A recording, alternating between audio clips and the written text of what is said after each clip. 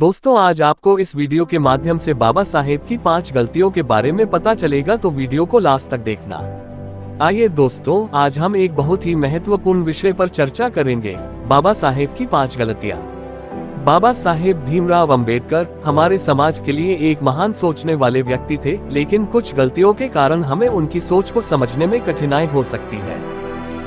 पहली गलती है धर्मनिरपेक्षता के मुद्दे पर। बाबा साहेब को हमेशा से ही धर्मनिरपेक्षता का पक्षी माना जाता है, लेकिन कुछ महत्वपूर्ण मुद्दों पर उनकी सोच में कमी है।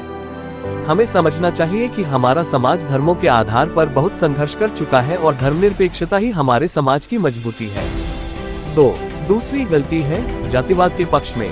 बाबा साहेब को जातिवाद के पक्ष में देखा जाता है, लेकिन ये सोच हमें अलग अलग समुदायों के बीच समरसता प्रदान करने में सक्षम नहीं होती है। हमें समझना चाहिए कि समाज में सभी लोगों को समानता मिलनी चाहिए, चाहे वह किसी भी जाति, धर्म या क्षेत्र से हो।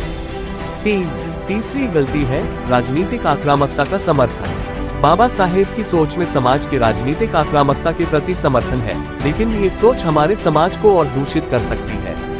हमें समझना चाहिए कि राजनीति में आक्रामकता के स्थान पर सहयोग, समझदारी और सहिष्णुता की आवश्यकता होती है। चौथी गलती है संविधान में परिवर्तन के मुद्दे पर।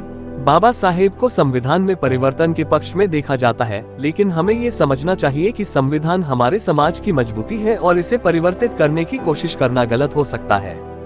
पांचवी और अंतिम गलती है अपने विचारों की प्रामाणिकता के मुद्दे पर।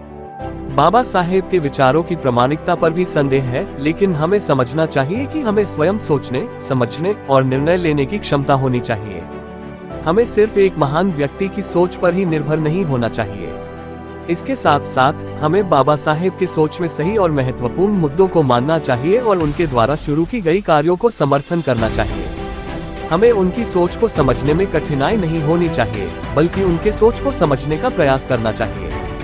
धन्यवाद और हमारे साथ बने रहें। जय हिंद।